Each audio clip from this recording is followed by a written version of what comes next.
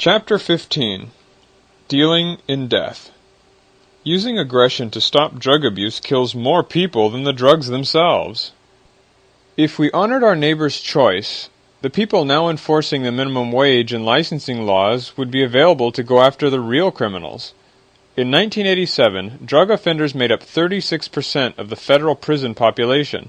As the war on drugs escalates, more of our law enforcement dollar will be spent on drug-related crimes and less on rapists, murderers, and thieves. Is this the best way to deal with the drug problem? Aggression didn't work then. People who drink an alcoholic beverage in the privacy of their own homes are not using first-strike force, theft, or fraud against anyone else. Nor is a person smoking a joint or snorting cocaine under the same conditions guilty of anything more sinister than trying to feel good. We see no contradiction in arresting the cocaine user while we enjoy our favorite cocktail. Are we once again sanctioning aggression through government in an attempt to control the lives of others? In the early 1900s, many people supported aggression through government to stop the consumption of alcoholic beverages. As we all know, prohibition was tried, but it just didn't work. People still drank, but they had to settle for home brews, which were not always safe. Some people even died from drinking them. Since business people could no longer sell alcohol, organized crime did.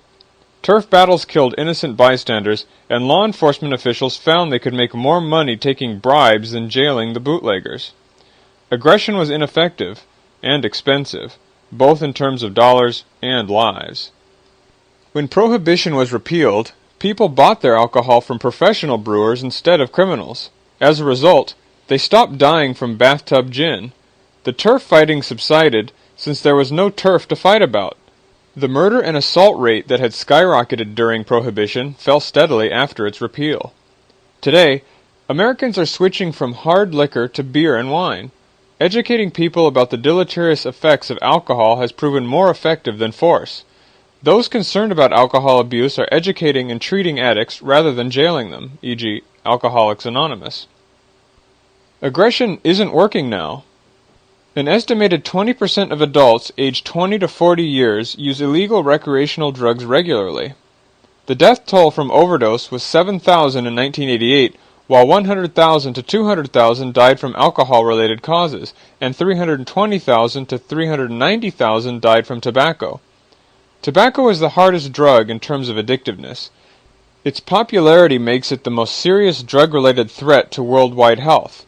However, the biggest killer of all is overeating, believed to be responsible for 500,000 to 1 million cardiovascular deaths each year. Much effort and expense is being directed at a relatively minor problem, most of which comes from the aggression we are using to stop it. For example, approximately 80% of the 7,000 deaths attributed to drug overdose would probably not have occurred if the recreational drugs had been marketed legally. Legal drugs are tested for safety, while street drugs are sold even when they are highly toxic. They are frequently cut with other substances, such as quinine, caffeine, and amphetamines, which makes them even more dangerous. The user seldom knows how much drug is actually being administered, making overdose, and death, much more likely. Once again, prohibition puts more people at risk. Street drugs are 100 times more expensive than their legal counterparts. The safer oral route is shunned by drug users because much more drug is needed to get the desired effects. Instead, users take the expensive drugs intravenously, sometimes producing fatally high blood levels. When users get in trouble, they delay seeking medical help for fear of arrest. The basketball player Len Bias had 3 seizures before his friends finally called the medics. By then, it was too late. If the estimate is correct that 80% of drug overdose deaths are needless, the true U.S. death toll caused by the inherent toxicity of recreational drugs would be closer to 1,400 per year.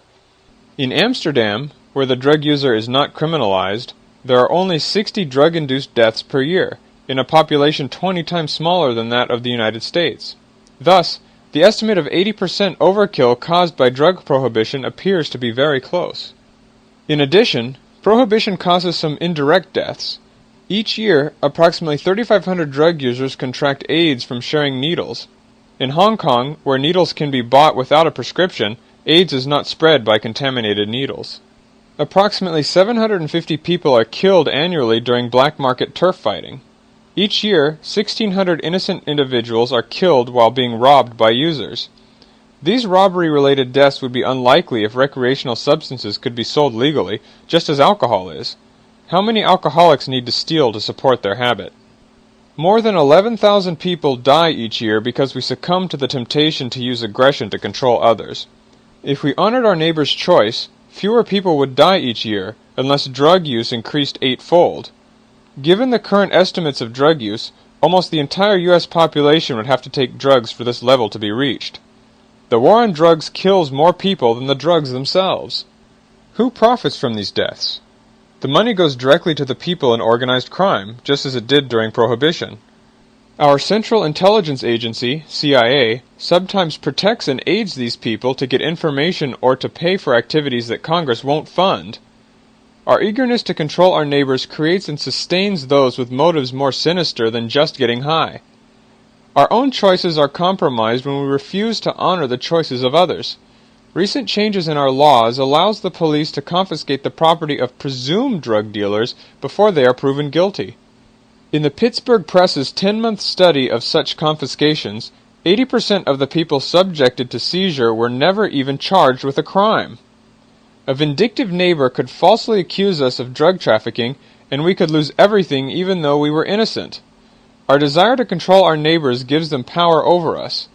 We create a world that sustains the mafia, unauthorized CIA projects, punishment without a trial, and false accusations. How much of the drug traffic do we stop after paying this enormous price? Estimates suggest that only 10% of the street drugs are interdicted before sale. Clearly, our aggression hasn't solved the problem. It has simply created a more deadly one. The easy way out. If aggression aggravates rather than solves the drug problem, there is no sense in continuing this prohibitive licensing. When marijuana was legalized in Alaska, consumption went down. The Netherlands had a similar experience. In Amsterdam, heroin addiction is half that of the U.S. rate, and crack is not widely available. When we honor our neighbor's choice, he or she will often act differently than we would have predicted. To get drugs out of our schools, we need to take aggression out of our legal code. The excessive profit that comes from prohibitive licensing would not exist in the self-regulating marketplace ecosystem. Alcohol and cigarettes, which are illegal for minors, are less of a problem because they are less profitable. If recreational drugs were legal, their medicinal properties could be more easily studied and employed. Today, red tape discourages physicians from giving marijuana to their patients, even though it can slow the progress of glaucoma, keep cancer patients from being nauseated by chemotherapy, and help treat multiple sclerosis. Until it became illegal, marijuana was listed in the U.S. pharmacopoeia for some of these purposes. Instead, our enforcement agents seized the marijuana plants of a retired postal worker suffering from cancer. Robert Bruiser had to use them to control the pain and nausea he gets from radiation therapy. The agents also took, without trial, the van his wife used to take him to the hospital for treatment. How much universal love do we show our neighbors when we support laws that makes this possible? Without the aggression of prohibitive licensing, scientists would study how drugs work and find out why people take them. The money now spent on aggression could be directed towards education and research. We would have a chance at really winning the war on drugs, just as we are now winning the war on alcohol, not by prohibition, but by the only method that really works, convincing people that drug abuse is not in their best interest. For the most part, drug abusers hurt only themselves. If they threaten to harm others, they should be held responsible for their actions. Cravings for illegal recreational drugs may have both physiological and emotional components. Alcoholism is a disease. Dependence on drugs is a medical problem as well. People who are willing to sacrifice their health, wealth, and social standing for chemical highs require our help, not our condemnation, especially when we may inadvertently contribute to their distress. Aggression through government sets the stage for drug problems. When we discriminate against disadvantaged workers through minimum wage and licensing laws, we frustrate their economic goals. Getting high is certainly more attractive when other parts of one's life don't seem to be working. Selling drugs certainly seems like a lucrative career for a ghetto youth banned from legitimate paths of creating wealth. In addition to the other deleterious effects of licensing laws, they may well contribute to the drug problem. Drug prohibition is counterproductive. We resist this conclusion, however, because we want to control other people's choices. Some people will indeed make what we consider to be poor choices for themselves. People who overeat, drink heavily, or engage in dangerous activities may prefer a shorter, more exciting, and intense life to a longer one with different rewards. They may prefer gratification over longevity. It is their life and their choice, if we would only honor it. We cannot protect people from themselves. When we honor their choice of food, drink, drugs, or activities, we free our police to focus on individuals who would directly and purposefully harm us through force, theft, or fraud. When we stop trying to control others, we can more readily prevent aggression from controlling us, as described in the following chapter.